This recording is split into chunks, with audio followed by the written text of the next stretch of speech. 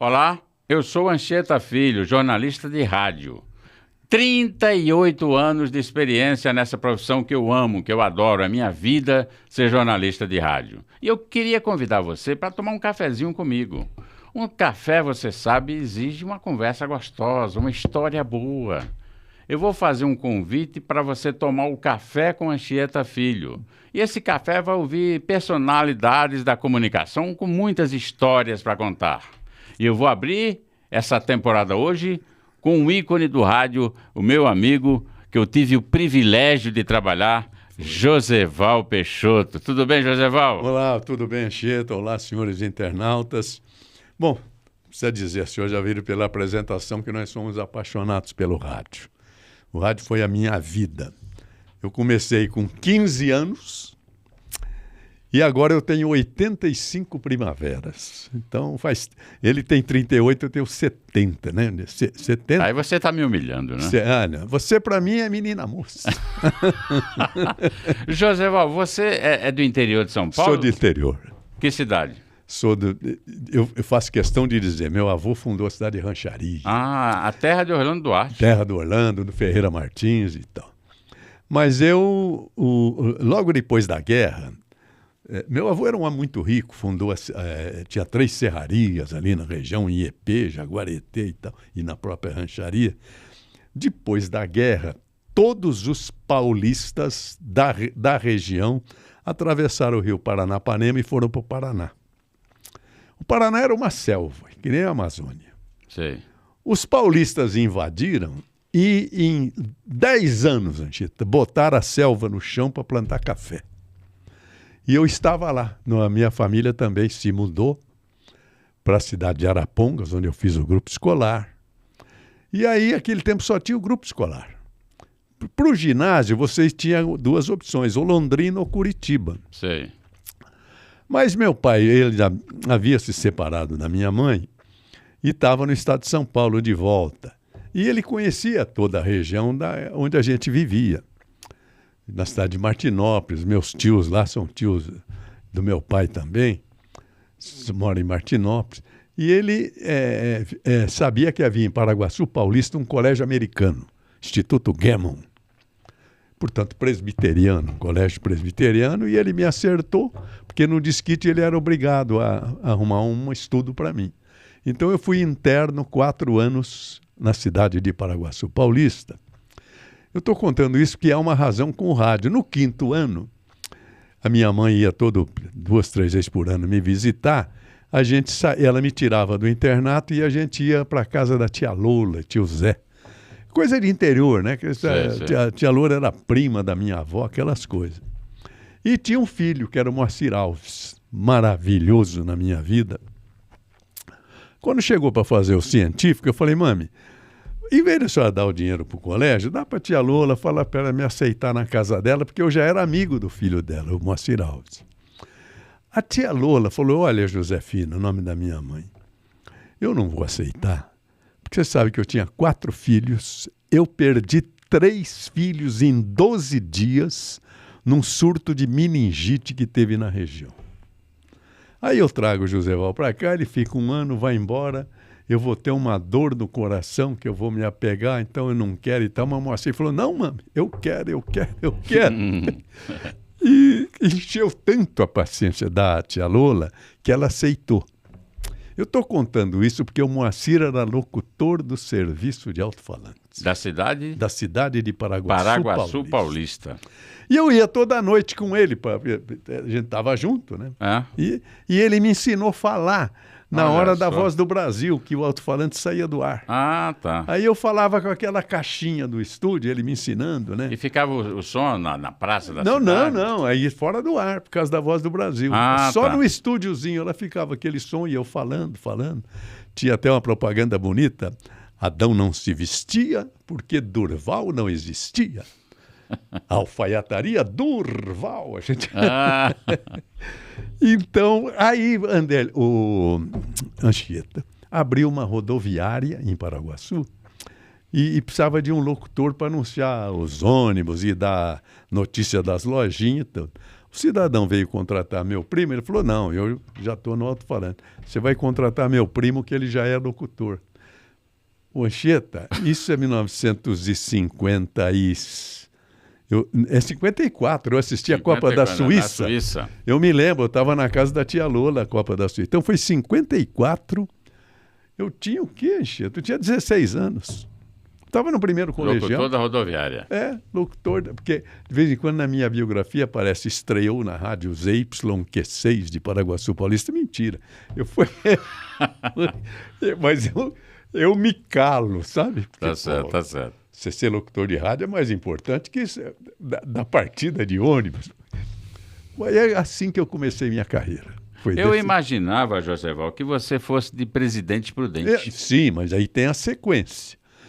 Eu sempre, quando falo assim, que eu nunca pedi nada na minha vida, caiu tudo no meu colo. Eu tenho um débito com Deus muito grande. Você vai ver na sequência dessa entrevista que caiu tudo no meu colo. De Paraguaçu, eu fui do primeiro colegial, no fim do ano eu fui para Paranavaí, onde moravam meus avós, que a minha mãe, sendo desquitada e depois casou de novo, eu ia passar as férias com a minha avó. E meus tios eram amigos. E em Paranavaí abriu a primeira rádio emissora Paranavaí, ZYS39.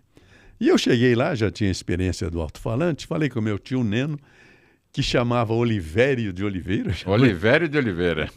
Meu avô era Oliveira. Eu falei, tio Neno, é o apelido dele. Falei, de quem é essa rádio? Falei, é do meu amigo Efraim. Falei, fala com ele para me dar um horário aí para eu falar, eu já sou radialista e tal. Falou, e não era, eu era locutor de alto-falante. Aí falou com o Efraim, ele me deu 2 horas à tarde. Ele estava precisando também, porque tinha acabado de abrir a rádio. Então ele caiu no colo. Se o Efraim soubesse a chance que ele estava dando para o rádio brasileiro. Então eu comecei lá. E ali em Paranavaí, eu não voltei para Paraguaçu. Aí que eu fui para Prudente, onde eu tinha também uma tia, irmã da minha mãe. Porque em Prudente era maior, tinha uma grande, era a capital da região, né? Então aí eu conheci um amigo em frente ao cinema, onde a gente ficava à noite. Eu falei, eu estou indo para Prudente e tal. Eu falei, eu já estudo lá. Que ano você está? Estou no segundo colegial. Pô, eu também e tal. Eu falei, você conhece alguém de rádio lá? Eu falei, conheço. Quem é? Romildo Camarinha. Eu falei, você me apresenta? Sim, vamos lá, te apresento. E ele apresentou. O Romildo Camarinha, na verdade, era um repórterzinho começando num programa chamado A Várzea em Revista. A Várzea em Revista? Que era um programa de várzea da cidade, apresentada por um grande diretor, que era o Baldo Garcia. Falou com o Romildo, ele me botou lá. A Várzea, quando você fala, é os jogos de futebol. Era Sambra, McFadden, Guarani, era os times de várzea. Certo. Que tinha 15 minutos que a gente fazia o programa de várzea. Aí comecei em esporte, na várzea, em Presidente Prudente. O locutor era Flávio Araújo, que depois veio para a Bandeirantes. O grande Flávio Araújo. Ele foi meu chefe. Eu aprendi com ele. Aí, num determinado momento, a minha mãe ficou doente, e era sozinha, né, que ela se separou de novo. E me ligou, a família me ligou, falou, você tem que ficar com a sua mãe, eu sou o filho mais velho, porque ela está precisando de você. Eu tive que pedir demissão e ir para Arapongas, onde eu fiz o grupo escolar, para ficar com a minha mãe. Só que Arapongas não tinha condição de me pagar, que era uma cidade pequena ainda. Falei, mãe, eu vou para Londrina, porque a gente ouvia os locutores da região, eles me ouviam e eu os ouvia. Eu ouvia o Willy Gonzer, que era da Rádio Paiquerê de Londrina. Trabalhou na PAN. Depois eu trouxe o Willy Gonzer para a PAN. E eu fui atrás do Willy Gonzer para arrumar um emprego. Né? Peguei o ônibus do Garcia, Araponga, Londrina, era 100 quilômetros. Nem isso, dá uns 60 quilômetros, pertinho.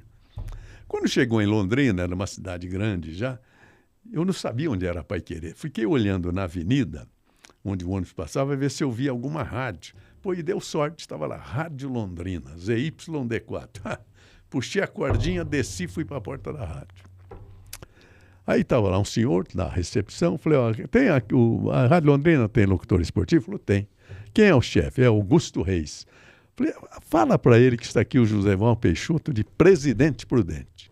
Ele ligou, o Augusto desceu, porque um ouvia o outro. Ah, sim. Pô, o que você está fazendo aqui? Tudo. Aí eu contei minha história. Falei, Augusto, você desculpe, mas eu não vim atrás de você. Eu vim procurar o endereço da Paiquerê, que eu estou indo me encontrar o Vili Gonza. Ele falou, não, senhor, você vai trabalhar aqui. Subiu, era uma senhora que presidia a emissora, mandou eu subir, me contratou ali na porta para eu trabalhar na Rádio Londrina. Por isso que eu falo que foi caindo no colo, tudo. Vou ser mais rápido para você dizer como isso realmente aconteceu. Aí eu fui para Arapongas avisar minha mãe que eu estava contratado, só que 4 meses depois, Prudente tinha 2 rádios. Me ligou o gerente da rádio PR5, que era a emissora coligada de São Paulo, querendo me contratar, porque o grande locutor da PR5, que era o Zé de Alencar, tinha sido contratado pela Pan-Americana de São Paulo. Sei. Não sei, eu ganhava 6 mil, pedi 8, não, posso dar 7, aquelas conversas de gerente. Eu falei, mas posso ir avisar minha mãe já que você está... Pode ir, você está liberado, vai lá avisar. Aí eu fui avisar minha mãe e falei, mãe, eu estou voltando para Prudente. Eu falei, que você quer me abandonar por causa da namorada? Aquelas coisas de mãe, né? Eu sei. A namorada, você quer me abandonar de novo? Eu falei, não, mãe, eu estou com uma oferta melhor, eu vou ganhar mais dinheiro, dá para ajudar a senhora. Eu estou falando isso pela janela da minha casa. Eu vi passar o Adelmo Vanali, que era diretor da outra rádio. Falei, só está falando isso? Está vendo aquele loiro que está passando ali? Ele é da outra rádio, está vindo atrás de mim. Porque o que ele está fazendo aí? Não deu outra. O Adelmo entrou, falou, Zé Val e tal, não sei o quê. O doutor Hélio mandou te buscar. O doutor Hélio era o dono da outra rádio. Pô, Adelmo, convence minha mãe, que ela está falando que eu estou indo lá atrás de namorada. A minha mãe adorava São Paulo. E o Adelmo, já experiente, falou, dona Josefina, por que levar o Flávio? A Bandeirantes levou o Flávio e a Pan-Americana levou o Zé de Alencar. Prudente ficou sem nenhum. Então ele convenceu a minha mãe que eu, em Prudente, tinha um caminho para o grande rádio de São Paulo. E ela se convenceu. Ela adorava São Paulo. Ele falou, então vamos embora. Falei, como vamos embora? Falou, não, eu vim de avião te buscar. O avião está lá no aeroporto te esperando. Teco-teco. Falei, então vamos embora. Mas deixa eu ligar para Londrina, perdi 2, 3 dias de folga, né? Fiz isso, fui de aviãozinho, fui contratado. Isso eu estou te falando é 58, porque eu assisti a Copa de 58 na casa da minha namorada. Quando chego, aí Corinthians e a Prudentina, que disputavam a primeira divisão. Aí quando chegou no final de 59, a final era Corinthians de Prudente e Bragantino, que hoje é vice-líder do campeonato. O RB Bragantino. Naquele tempo não, era tudo primeira divisão, tudo caipira, né? Não adianta vir para São Paulo, eu falava, porque a barba só cresce no queixo, não tem jeito. Anchieta, escuta essa. O Edson Leite, que foi um dos maiores locutores do nosso país, você sabe disso, fez dupla com o Pedro Luiz na Copa de 58, com aquela voz linda. Ele irradiava a final do interior, que era imprudente naquele Natal de 1959. Aí eu estou na rádio, me liga o Edson Leite. Eu conheci pela voz. Oi, Edson, você está imprudente? Tô, eu vou irradiar o jogo amanhã, mas estou com um problema. Estou sem cabine. O estádio chamava Parque São Jorge, igual daqui de São Paulo, do Corinthians. Eu falei, não, você não está sem cabine, não. Pode deixar que eu me viro. Eu vou falar com o presidente do clube. Se não tiver, você irradia na minha cabine. Fica tranquilo. Pô, lógico, né? O Edson Leite, era fã dele, fãzoca de entrar na fila. Aí falei com o doutor Carlos Ferreira Neto, falei, está acontecendo isso. Não, eu tiro um diretor de uma cabine lá, pode dizer para ele que ele vai ter a cabine. Aí eu estou lá, liguei para ele tinha me dado o telefone do hotel, o quarto, tudo. Ele falou, Zé Val, eu estou indo aí. Falei, não precisa, Edson, fica descansando. Não, onde você está? Falei, rua tal, Nicolás. Não, eu estou aqui do lado. Realmente, o hotel era 3, 4 quarteirões da rádio, ele apareceu lá. Aí eu falei, já está certo sua cabine, vamos falar com o presidente, já dá o número. passa para o seu técnico, acerta tudo. Aí, conversando com ele, ele falou, ó, Zé, se um dia você for para São Paulo, você me procura, eu posso te ajudar lá. Eu falei, Edson, não é porque você está me dando essa oportunidade. Eu já ia para São Paulo no fim do ano, porque eu quero fazer direito. Meu sonho é fazer a São Francisco, a Faculdade de Direito e tal. Isso chamou a atenção dele, porque naquele tempo não existia a Faculdade de Jornalismo. Era tudo, ninguém era diplomado. Você se fazia grande radialista na prática. Exato. Ele falou, não, eu falei, eu já vou para São Paulo, já vou te aborrecer lá em janeiro, fevereiro. Ele falou, você tem uma gravação aí? Eu falei, devo ter. Chamei o técnico, falou, roda uma gravação aí. Ele falou, está contratado, pode ir para lá. Na bucha, sim. Na bucha. Meu Deus. Na bucha. E eu vim contratado pela Bandeirantes, final de 59. Eu nem conhecia o Edson Leite, ele que veio me conhecer na Bandeirantes. E aí começou. Aí na Bandeirantes eu fiquei até 63. Nós formamos um grupo, eu, Darcy Reis, Braga Júnior, Cláudio Karsug, tinha a Braga, Darcy, eu e Orlando Duarte. Orlando Duarte era, aliás, o líder nosso, porque ele era amigo do Paulinho de Carvalho por causa do Éder Joffre. Eles iam assistir às lutas do Éder, tudo, e os dois conversaram. O Paulinho era diretor da Record e montaram essa equipe. Aí eu fui para a Record, em 63, que já era Grupo Paulo Machado de Carvalho. Aí, Anchieta, só para dar oportunidade para você me perguntar, porque só eu estou falando, quando chego... E aí eu era o terceiro locutor. Tinha Braga e Darcy na minha frente, lógico. Antes da Copa do México, Braga e Darcy saíram para assumir a Gazeta e eu fiquei o chefe da PAN, que já era Jovem Pan. Só que na Copa do México, como o México é vizinho dos Estados Unidos, não existia internet. Só tinha uma linha física telefônica para São Paulo. Para São Paulo não, para o Brasil. Não. Acho que o Rio tinha outra, mas não tinha mais linha telefônica. Então tivemos que formar um pool. A mesma transmissão... O pool, quais as emissoras? Todas as emissoras entraram... De São Paulo. São Paulo, no Brasil inteiro. No Brasil inteiro. Brasil inteiro. Então, eu e o Pedro, você sabe, a gente, locutor esportivo, somos amigos, porque viaja junto, vai para o exterior, é o mesmo hotel, mesmo restaurante, a mesma rádio para arrumar a transmissão, né? A gente passa os dias... Quando estava na Argélia, caiu o Bembela, estava tudo junto no desespero. Então, isso forma uma irmandade muito grande. O Pedro Luiz é meu padrinho de casamento. Ah, que bom. E o Fiore era meu irmãozão, me chamava de José. Não existia concorrência, rivalidade? Não, a concorrência era no ar. No ar. No ar, cada um lutava pelo seu. Mas fora do ar era tudo irmão, pô. Aí, falei com o Pedro, né? E o Fiore, falei, ó, como é que vamos fazer? O Pedro falou, vamos falar com o Dr. Paulo de Carvalho, ele faz o sorteio. Um irradia um primeiro tempo do jogo, outro irradia o segundo, o terceiro abre e fecha, e aí roda, e nós passamos a Copa. O Pedro falou, eu fiz isso com o Edson, pô, na Copa de 58, nós fazemos também em 3. Fez em 2, faz em 3. Vamos no Dr. Paulo Machado de Carvalho fazer o sorteio. O Marechal da Vitória. O Marechal da Vitória, que todo mundo conhecia. Porque o problema era a final. E se o Brasil for para a final? Porque o Brasil era bicampeão, a Itália e o Uruguai.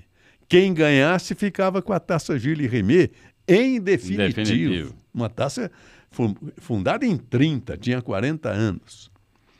Aí nós fomos lá, como é que seria? Um irradia 30 minutos, o outro pega 15 e o terceiro pega os 30 finais, que era o filé da coisa. Foi o que aconteceu com você. O que aconteceu, sorteio eu ganhei.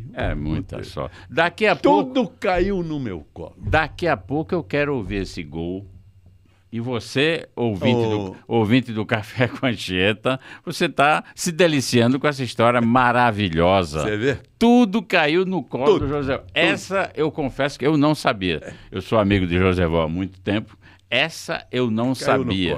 A sequência de acontecimentos na vida dele, ele foi carregado. Agora, antes disso, José Val, você em 69...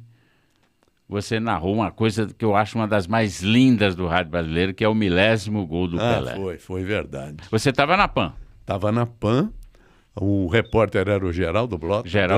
Grande dupla com Geraldo Blota. E grande dupla. Temos até uma música junto, você sabe. Né? Essa música depois eu gostaria...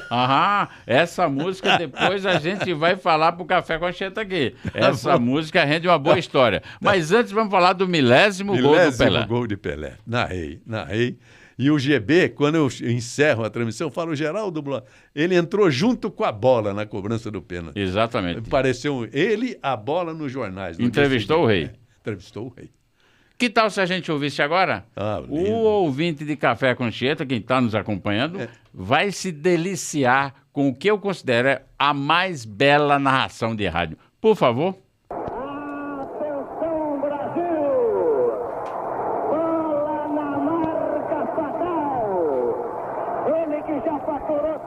De bola parada, tanto na marca do pênalti como de longa distância. Agora está preparado para a sua consagração, para entrar para a história do futebol universal. De uma vez por todas, Pelé. Andrada no centro do gol, o rei com a mão na cintura, a coroa levantada, abaixa-se ele, o rei vai tomar distância. Todo o fotógrafo para fora da grande área. Volta-se, ele agora demonstra estar tranquilo, com aquela serenidade dos que conhecem, dos que sabem. Agora correu de paradinha de gol!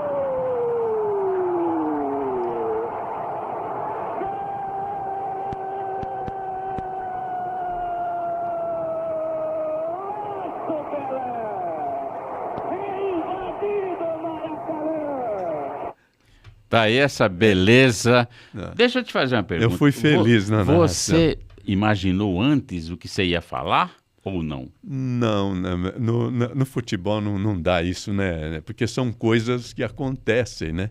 Por exemplo, se ele ajoelhar, ele ficar sereno, não sei o que, ele sofrer a falta, porque ele sofreu a falta. Isso tudo acontece. Não adianta você imaginar para narrar.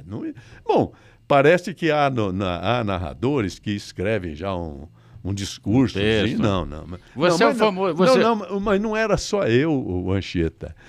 Pedro Luiz Darcy Reis, Braga Júnior, Haroldo Fernandes no Rio, Jorge Cury, do Alcei Camargo, Clóvis...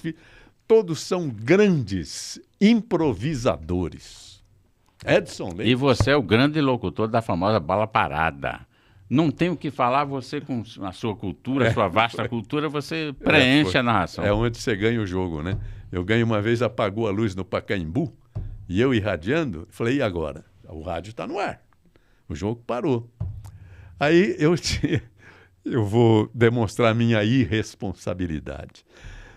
O comentarista nosso era o Mauro Pinheiro, que era professor do ginásio Mauro Pinheiro. Isso, professor do departamento de árbitros da federação. E ia ser cobrado um escanteio para o time A, B, que eu não me lembro qual era, né? E eu ali falava, Mauro, vou fazer uma pergunta para você, porque eu precisava inventar, né? Você suponha que você está na várzea e apaga a luz do campo, e o cidadão, o ponteiro direito lá do Sambra ou do Botafogo de Guaianás, essa estrela da saúde, vai cobrar o escanteio, mas está tudo apagado. A hora que ele corre e passa um frango na frente, ele chuta o frango. E o zagueiro bota dentro do gol. Vale o gol! O Mauro, como eu me emocionando com essa coisa do passado, era brincadeira para você manter a audiência, manter os ouvintes ligados e não voltar para o estúdio, né? Então, realmente, com bola parada é que o locutor se faz. Agora, José Val, eu falo do seu talento como narrador, mas também como compositor. A gente falou da música, fala um pouquinho dessa música. Tem história com o futebol também. Nós íamos indo para Votuporanga, Você e Geraldo Blota. Palmeiras. Eu, Geraldo Blota, o Leônidas da Silva, meu comentarista era o Leônidas. Que equipe, hein? Nossa! E a gente ia cantando as músicas dos Demônios da Garoa, né? E na volta também a gente fazia isso, porque o jogo à noite, você viajava de Votuporanga para São Paulo à noite, viajava a noite toda, você vinha cantando até para o motorista não dormir, né? E a gente ia cantando as músicas do Adoniran, aí parou para tomar um café. Não sei, quilômetro 200, 300, não sei aonde, parou para tomar um café. E encheu o tanque, aquelas coisas. No posto de gasolina. Paramos, tomamos café. Quando saímos, furou o pneu do carro, da perua da rádio, mas na porta, olha a sorte, na porta do que nós estávamos saindo. Furou o pneu, parou, falei, furou o pneu, vamos voltar. Voltamos para a borracharia. Quando entrou, o GB falou, olha nós aqui outra vez, que o GB era compositor e brincalhão, né? Foi um dos maiores radialistas que eu conheci. Ele fazia a Jornada da Saudade, da TV Record. Ele foi um intérprete de teatro e de radioteatro. Olha nós aqui outra vez. E a gente arrumou a perua. Quando nós voltamos, sentamos ali, fomos cantar Adoniran. O GB ensaiou a música. Aí nós, vocês pensam que nós fomos embora? Nós enganamos vocês. Fingimos que fomos e voltamos. Olha, nós aqui outra vez. Irradiamos o jogo, voltamos, cantamos várias vezes para não esquecer. Olha como cai tudo no meu colo, Anchieta. Meu Deus. Eu não conhecia o pessoal dos Demônios. Eu conhecia o grupo, mas pessoalmente o GB conhecia. E eles tinham passado a noite gravando na TV Record. Nós chegamos com a perua, 6 e pouco da manhã, os Demônios estão saindo. O GB conhecia a todos, falou, Toninho, vem cá. Olha o que nós fizemos. Cantou para ele, falou, GB, nós vamos gravar amanhã o Vila Esperança do Adoniran. Podemos gravar isso aí? Ele falou, lógico, pode levar. É eu e o José Val que fizemos. Meu Deus. Anchieta Filho, o Vila Esperança é um poema maravilhoso, assinado, feito pelo Adoniran Barbosa. O que estourou foi o Ai Nós Aqui Outra Vez, que no próximo LP dos Demônios, o título é Oi Nós Aqui Outra Vez. Foi sucesso. Agora você imagina, você que está acompanhando essa conversa, gostosa demais, o cidadão chega para tomar um café na beira da estrada, está lá o narrador Josival Peixoto, o repórter Geraldo Blota, Leônidas da Silva, tomando café. Imagina isso nos dias de hoje. Não tem como acontecer. Não era... A minha vida foi fantástica, graças a Deus. Foi uma vida maravilhosa. Josival, você teve um tempo que você parou de narrar e virou...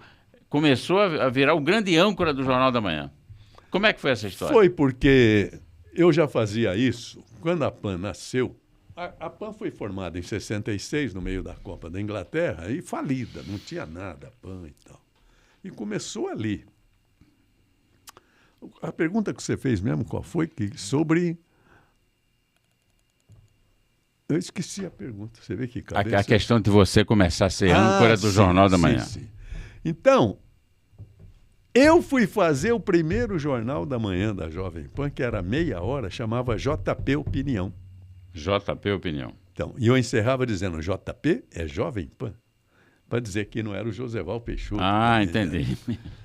E não tinha dinheiro para comprar jornal. A gente, na TV Record, ficava o velho Joaquim ali na porta, esperando o Dr. Paulo, com 3 jornais, que eu me lembro, era a Gazeta Esportiva, Folha e Estado. E não dava para ninguém. Só para o Dr. Paulo. Só para o Dr. Paulo. Eu falei com o Tuto, o velho Joaquim não quer me dar o jornal. Falou, não, eu falo com ele, pode deixar. Falou, o Tuto ele respeitava, que era o filho do homem, né? Não, você pode entregar, ele te devolve. O JP, a Jornal da Manhã, começou comigo sem editor, sem locutor, sem nada. Eu com os 3 jornais e para falar ali meia hora. E depois a PAN começou a estourar. E aí trouxeram o Fernando Vieira de Mello, que era da TV Record, para dirigir, e foi formando esse espetáculo de jornalismo que a Jovem Pan depois fez. Mas começou ali do zero. E eu narrava futebol e fazia o Jornal da Manhã. Ao mesmo tempo? Ao mesmo tempo. Naquele tempo não tinha disso, Anchieta. Assim. Mesmo quando o jogo era quarta-feira à noite, quinta-feira de manhã você estava cedo no dia seguinte? Estava cedo lá no dia seguinte fazer o jornal. Até que um dia, mas o Tuta e o Fernando sempre falavam, Geval, eu fazia dupla com os Osmar Santos. Grande Que dupla, hein? Meu Deus do céu. Então ele falou, nós já temos o Osmar no esporte, vem você assume o Jornal, porque o principal programa da rádio era o Jornal da Manhã. Como é que você sabe disso? Pelo preço do anúncio. O anúncio mais caro era o do Jornal da Manhã. Falou, nós precisamos de você no jornal. E me convenceram. O Fernando Vieira de Mello. Fernando e o Tuta. Como eu já era bacharel em Direito e queria formar a minha banca, e como locutor esportivo não dava, porque você sai com a seleção brasileira para fora, é 3 dias em cada país, você fica 30, 40 dias fora do Brasil. Você não pode ter a responsabilidade de dirigir um processo ficando 40 dias fora do país. Sim, não tá dá. certo, tá certo. E o Fernando foi muito inteligente. Ele falou, olha, aqui você sai, o jornal acaba às 9h, o jornal, a PAN era na Paulista, escritório na Praça da Sé, em 15 minutos você está lá, porque 10 da manhã Verdade. a brigadeira é livre. Do topo da Paulista você via da Praça da Sé. 15 minutos, Isso, exatamente. 15 minutos. Descia Brigadeiro lá e tudo certo. Eu falei, e o salário? Não, o salário é o mesmo, não se preocupe e tal. Então eu assumi, e olha outra coisa que aconteceu na minha vida. Eu falei, tá bom, então eu vou deixar o Jornal da Manhã com o coração cortado, né? Puta, é um programa que eu criei, pô, na verdade. Mas tudo bem, eu vou montar minha banca. E montei minha banca, graças a Deus. Hoje meu filho conduz a banca. Eu já nem advogo mais, estou aposentado. E parei de radiar futebol. Isso foi... Em que ano foi? Foi 1977. 77. Final de 77. A Copa seguinte era da Argentina, em 78, em junho, julho. O Fiore Giliotti, outro patrimônio do rádio brasileiro, né? Você sabe, não precisa nem dizer quem foi Fiore Giliotti. Pô, irmãozão meu, me chamava de Josefa, eu chamava ele de Fiorello, porque ele é palmeirense. Fiorello! Então, eu assumi o Jornal da Manhã, mas em 77, eu tinha acabado de parar de radiar, fazia uns 10, 15 dias. Os jornais explodiram com o Fiore assinando com a Tupi. Largou a Bandeirantes depois de 10, 15 anos depois e foi para a Tupi. Mas o Fiore amava a Rádio Bandeirantes. E ele foi lá porque o salário era maior, mas a Bandeirantes deu pé firme, falou, não, nós te igualamos o salário, então ele rompeu com a Tupi sem estrear. Meu Deus do céu. E aí virou um escândalo, né? Porque a Tupi também era uma grande emissora, os patrocinadores eram Bradesco, Café Jardim, IAP, aqueles fertilizantes, né? E aí me ligou o Luiz Aguiar, me ligou o Elvio Mencarini, que eram os 2 diretores. Falou, pô, você viu o que o Fiore fez? Falei, pô, Aguiar, o Fiore não sai da Bandeirantes, é a paixão dele lá. Como é que vocês vão fazer? Falou, nós fizemos uma pesquisa nas agências de publicidade, perguntando qual o mais importante locutor esportivo do Brasil e nós vamos contratar o cara. Eu falei, quem é o cara? Né? Que curioso, né? Falou, o cara é você. Eu falei, eu não, porque eu sou... Eu larguei de radiar. Ele sou ex-narrador. Sou ex-narrador. Ele pega teu salário e multiplica por 10. Aí eu quase caí de costas. Né? Aí eu sou vivo. Agora vamos montar meu escritório. Não, já estava montado. Mas aí eu fui falar com o Tuta. Falei, Tuta, aconteceu isso. Eu falei, não, você pode ir. Se não der certo, você volta. Tem lugar para você aqui. Mas eu não posso te pagar esse salário e tal. E foi uma bênção, porque 2 anos depois a Tupi fechou. Fechou em 80, exatamente 80. Fechou em 80. E eu fiquei desempregado. E fui aí falar com o Tuta e ele me abriu a porta de novo. Aí eu assumi o jornal e vim até 2 anos, 3 anos atrás. Você no direito, você pegava o quê? Criminal? Criminal. Chegou a fazer júri? Cheguei, fui promotor do Tribunal Militar do Estado. Fui nomeado uma vez. Olha só que história. O Tribunal Militar Estadual, né, da PM, não é o federal. Sim. Da PM. E foi montado durante a Revolução e as pessoas não eram concursadas. O juiz era o doutor Cisino, promotor era o Ranin Salindib, eu advogava. Mas ninguém era concursado ali, porque foi nomeado todo mundo pela turma da Revolução. Pelo regime. Pelo regime.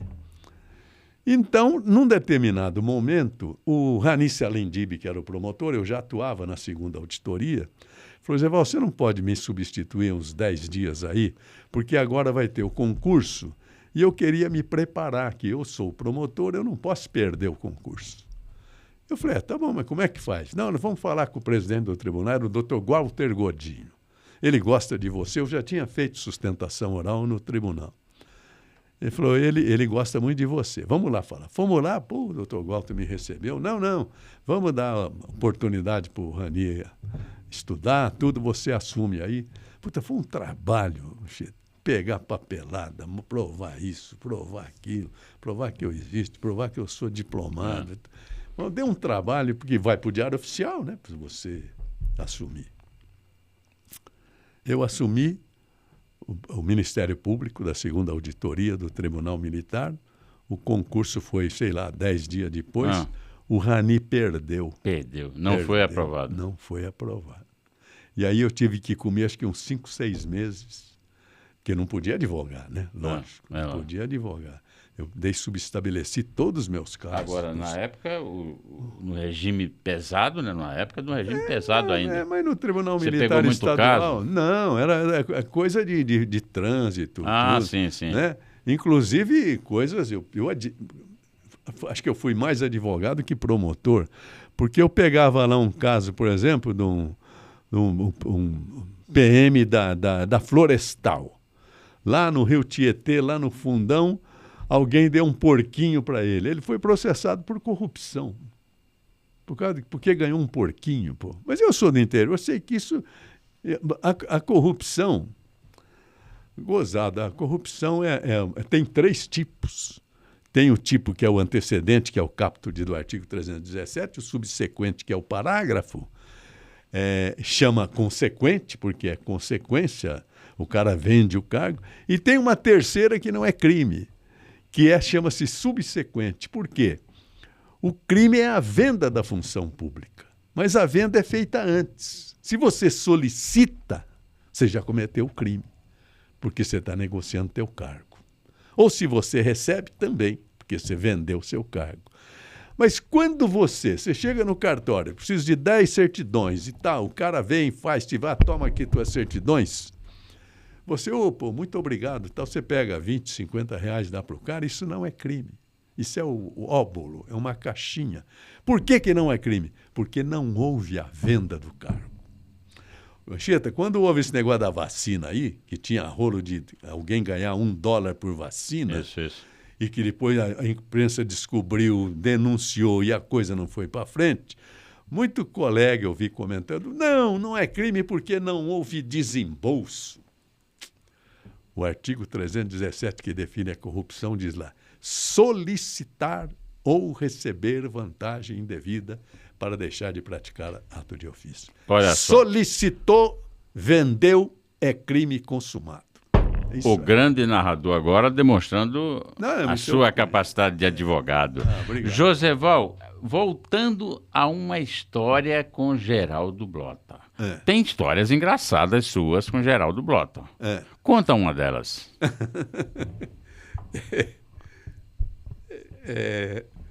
É história, todo mundo vai lembrar. O jogador Flávio do Corinthians. Flávio Minuano. Eu não sou corintiano, mas lembro do Flávio. Centroavante do Corinthians. O GB, repórter, era corintiano. Fanático. Quando o Corinthians derrotou o Santos, que eu chamei Geraldo Blota, ele não entrou. Ele estava deitado, rolando no gramado. Aí, irradiando o jogo do Corinthians, o Flávio Anchieta, não sei se você chegou a assistir jogo dele. Nunca assisti jogo, já ouvi falar, mas nunca assisti. Ele fazia gols impossíveis e perdia gols impossíveis. Foi um grande artilheiro do Corinthians. Mas perdia gol quando o zagueiro batido, o goleiro caído, gol livre, ele na boca do gol chutava, a bola ia para cima.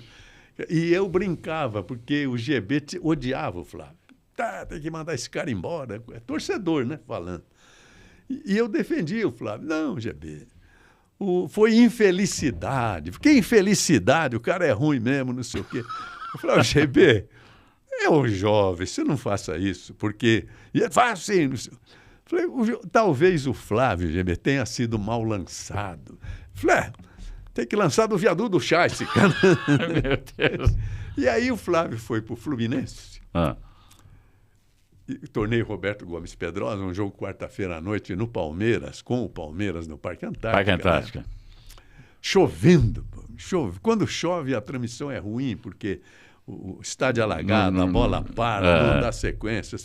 O locutor se perde ali até para narrar. E não dava narração bonita, né? Eu falei, vou inventar o jogo aqui. Bola parada. Falei, atenção, Brasil. Bola com Flávio. Partiu para cima de Baldock. Fintou Baldock. Outra finta, o gemento de lá. É mentira! O locutor está mentindo.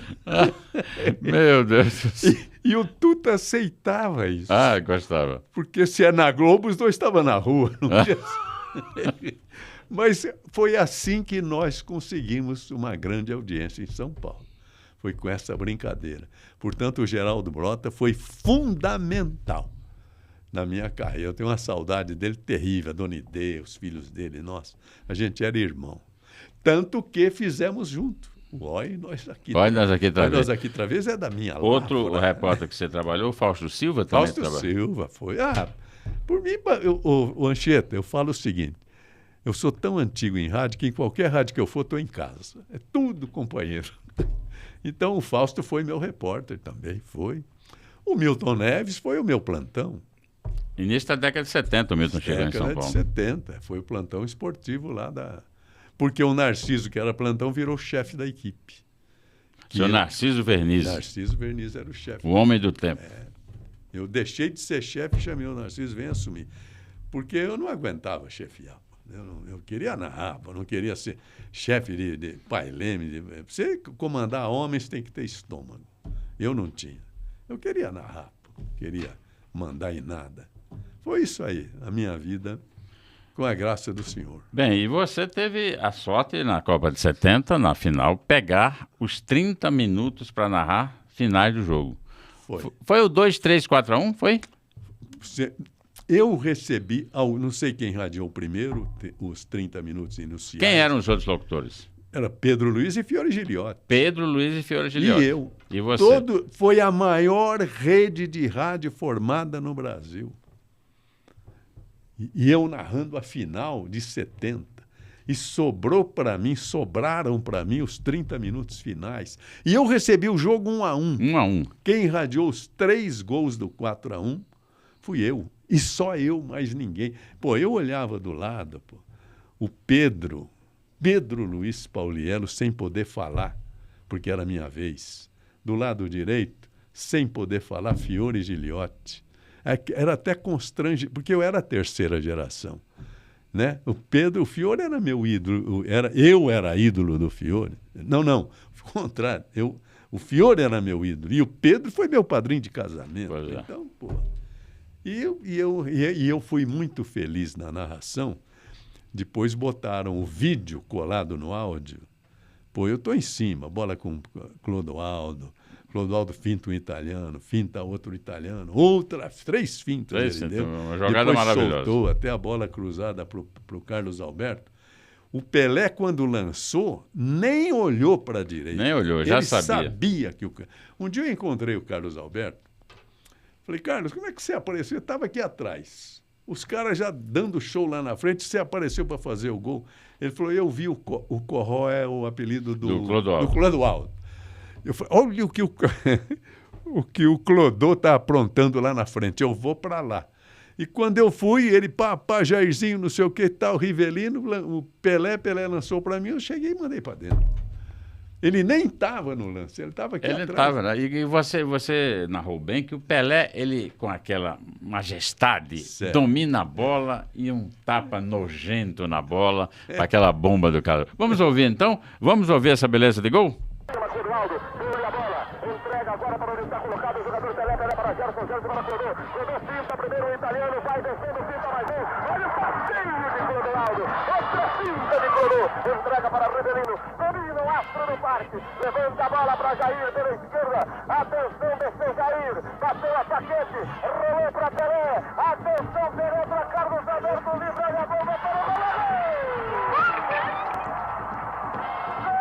Eu tive uma felicidade nessa narração. E tem uma coisa aí, um detalhe. Você já imaginou o Carlos Alberto? Você, na narração, deixa claro que era o Carlos Alberto. Ou seja, o conhecimento que você tinha da cena. Exato. Ah, mas você via também o Carlos Alberto vindo de trás, preparou, e o Pelé lançou sem olhar, né? Exato. Nossa. De onde vocês estavam? Na cabine? Era muito distante? Não, como... era cabine no Estádio Azteca. Né? Estádio grande? Estádio Azteca, Isso aí, era Estádio Azteca. Eu queria contar uma história da... Joseval, quantos países você já conheceu narrando futebol? Não me lembro. América conheci toda. Acho que não fui a Cuba... Nas Guianas, não fui nas Guianas, em Cuba. O resto eu conheci. Onde não tinha jogo de futebol que você não conheceu? Tinha. A Europa você conheceu toda? A Europa eu não conheci o mundo árabe, ao Japão nunca fui, e o resto eu conheci tudo. Né? Conheci tudo. Fui várias vezes, né? Porque na época, Joseval, não tinha essa história de off-tube, não. Tinha que viajar mesmo, instalar linha, não tinha papo. Oxeta, e uma curiosidade, você lembrou um troço que nós vamos lembrar da história do rádio aqui. Como não tinha internet, você não tinha retorno. Você chegava, eu não conheço os países, eu conheço as rádios e os estádios e os hotéis. Porque eu tive na Polônia, em Varsóvia, e não pude ir a Auschwitz, que foi a grande... nazista lá. Termínio dos judeus. Então, não tinha internet. Como é que acontecia? Você ia na rádio, você ia na companhia telefônica para contratar a linha local, porque no Brasil você contratava a linha internacional.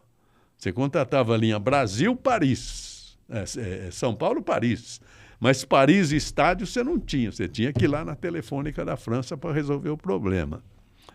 E como é que era? Você ia para o estádio, ia começar o jogo às 3. Você entrava meia hora antes no ar e, portanto, uns 40, 50 minutos antes, você entrava no contato com a sua rádio. E começava a aguardar o chamado, que vinha em inglês, que tinha 3 transmissores. Ou era Berna, ou era Milão, ou era Londres. Eram os 3 países, capitais onde estavam. Aí vinha um cara em inglês. Radio Pan-Americana, begin the transmission. Ok. Aí eu chamava o Chico Vieira, né? Ô, Chico, acaba de receber a ordem aqui para iniciar a transmissão. Mas sabia que aí que ele ia pegar para plugar, para não sei o quê, demora aqueles 2, 3 minutos. Eu ficava conversando com ele, brincando, e tal. E a véia, como é que tá? E tá essas brincadeiras, né? Falei, lá, Chico, eu vou começar. Contar até 10 e entrar. 1, 2, 3, 4, 5, 10. Boa tarde, eu vi isso e ia embora. Aí todos nós, narradores, íamos para o hotel aguardar um telegrama para saber se a transmissão saiu. Ou seja, você não sabia na hora se estava ou não no ar. Se eu ouvi isso aqui, que é um som local, você estava ouvindo um som local. Você não sabia se estava no ar.